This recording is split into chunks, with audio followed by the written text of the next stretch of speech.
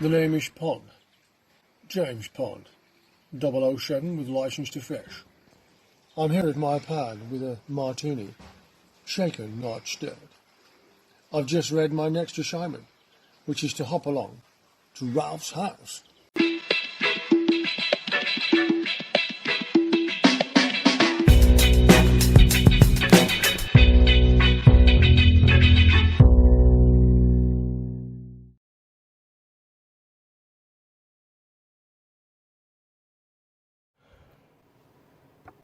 Bucket.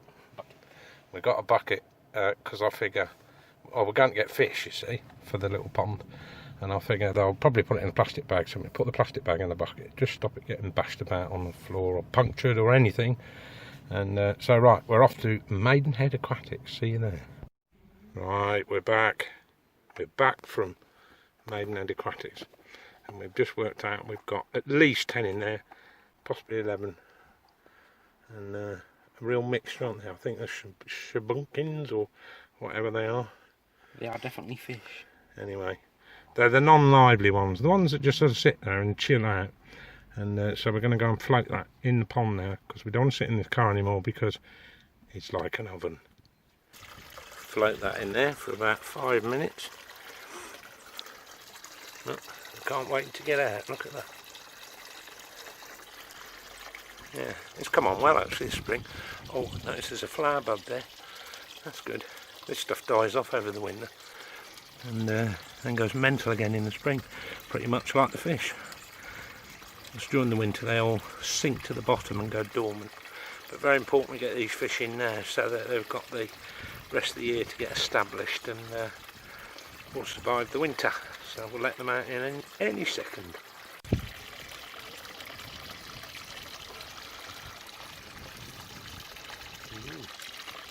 Well, they're exploring further afield, look. And one has come up and had a bit of grub. Here comes another one. Yep. Oh, they're well settled in. I don't know what they'll say when they see that huge fish lurking around the corner like Jaws. It should liven him up. Well, that's fish. Now, a word about yowl locks. Very common. You see them in a lot of houses. They are notoriously easy to bump. Now that is, well, look it up on YouTube. You can put virtually any key in it and give it a good tap and the lock will open. Yeah, sad but true. And also they're pretty easy to drill out. So I'm replacing one of these that looks identical, but it's got a 6-pin security key in it. And you can't drill it out and you can't bump the key. So that would stop them doing that. I'll just put a chain on this door as a precautionary measure and a deadlock further down. That's another job for me to do. May do that tomorrow in fact. Especially when I've got to paint this whole door anyway. Just thought I'd mention that one. See the 2 screws there. I would imagine, I could be wrong, that these are probably imperial screws. But my guess is they probably standardised the threads on locks over the years. Otherwise there'd be a bit of a mismatch of imperial and metric, wouldn't there? I can think of a few examples in life where that's been the case. Like camera tripod screws, they seem to have been consistent over the years, despite the fact that metric came in. Anyway, we shall find out. So that's the old lock, which I wanted to go anyway because it's a brass finish, and because I'm painting this door gloss black, I want a chrome fitting anyway.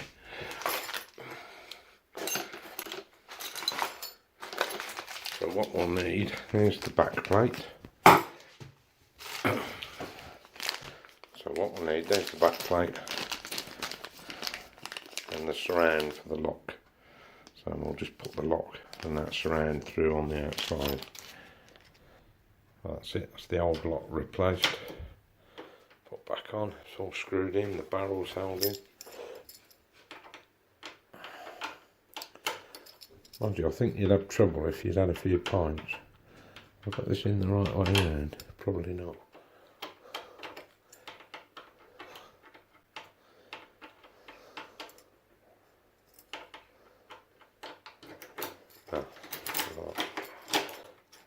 after that bit.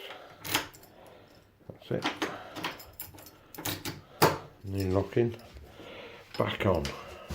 But it's like any lock on vehicles, it's the same. You can lock them, but you break the glass. Mind you, it's messy enough, and I suppose, you know, the place is alarmed as well. So, yeah, that'll do the job.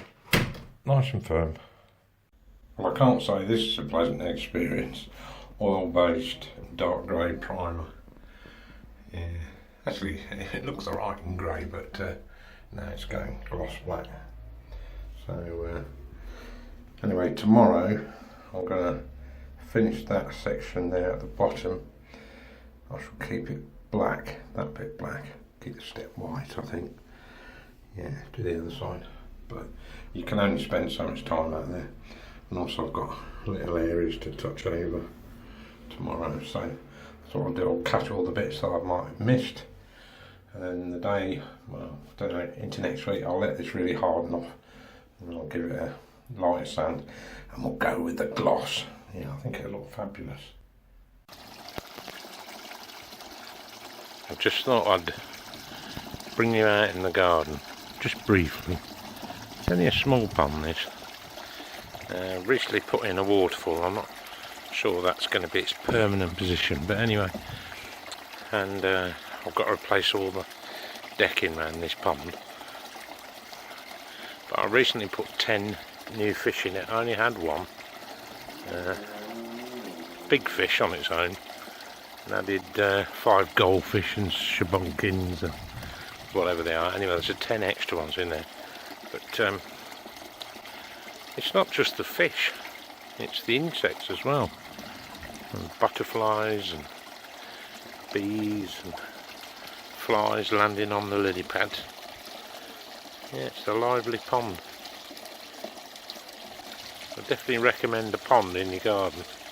Well, unless you've got small toddlers, but yeah, very peaceful. We'll just sit and watch this for a few minutes.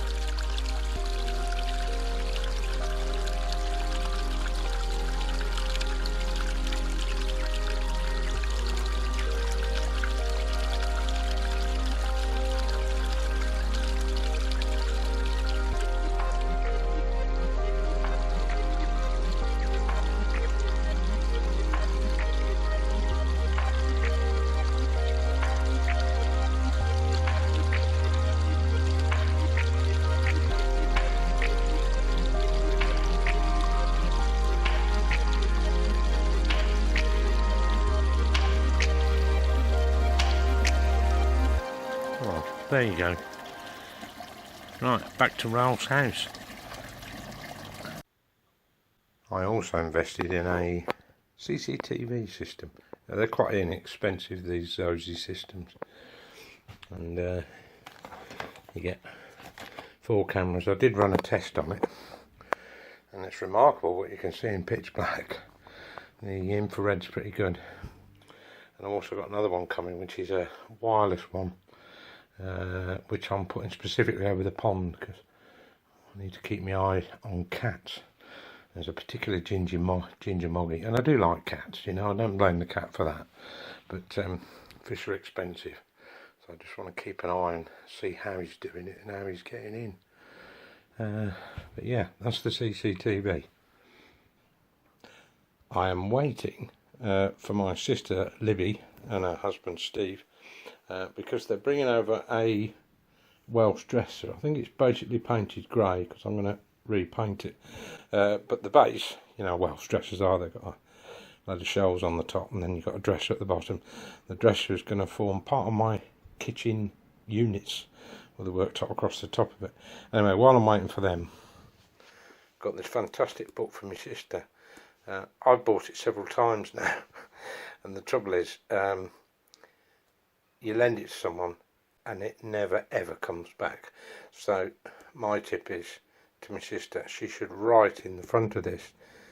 But actually, maybe I should do it. This sister belongs to, and please return it as she does want it back. So I think that's what I'm going to do with this today. Anyway, I bought it from my sister. A fantastic book. Nicey and wifey's. Nice cup of tea and a sit down.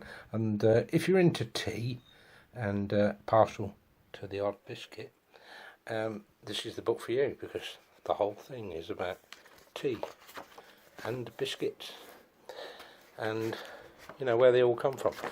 Like fig rolls, for instance. 2 varieties of fig rolls. There is the cut and bake, and there is the bake and cut. Now, Jacob's fig rolls are cut and bake, whereas the vast majority of the cheaper ones, they are bake and then cut. That's why those square ends. Up to you which you prefer out of the two. People like a little sealed package, others aren't bothered, they just shove them in the mouth. Anyway, that's what this book's about, and they'll be here very shortly. Anyway, basically I've been putting undercoat on this because this door used to be bright yellow, and well, not even bright yellow, it was kind of like a faded lemon yellow. It varied anyway, it was awful. So I've put undercoat on this door, and this door at the moment I've flatted it again just to knock the high spots off before I go over the gloss. I mean, I'm not looking for a mint finish because it's an old door, and if it was perfect, you know, it might as well be plastic, mightn't it? But that's the colour that it's going, gloss black. And I've done both sides now, and up and over the top. Yeah, looks good. So the only thing I've got left to do, I've got a chrome letterbox to go on here. I've got to make, well, I've got to make room for it basically, and find a way of fixing it on. It will not be a usable letterbox. It's purely for show, and it looks like this. There you go. It's got a spring on the back, and it's got this rod through it, which really doesn't need to be as long as that. I think it's overkill. And sort of weighing it up, it'll fit in that slot above nicely if I cut that off. So I've got to do that probably tomorrow. Get that fitted on, but that will not stop me glossing the door, because I need to get that done. So I'm going to be up very early in the morning, because this paint, for one thing, it stinks. You know, and even glossing these parts, I have to say, it was unpleasant. It didn't give me a headache, but yeah, I didn't feel particularly well afterwards. I'm in a bit of a confined space. So I'm going to get up early in the morning, get that door glossed, because obviously I've got to leave it open. I've got to leave the storm doors open for the day, and it's 4 hours to touch dry and 16 to 24 hours to fully cure. So that's my job for tomorrow. And well, by the magic of video, it's gloss black. In fact, it's so glossy I'm reflected in it. Yeah, so that's all the front door now done. Yeah, it does look better gloss black, no doubt about that. Well, that's it from Raoul's house for this week. I've got quite a bit of video footage that I haven't actually edited yet, but I will put all that together. Otherwise, thumbs up, thumbs down, and we'll see you in video 105, I think it is. Ta-ra.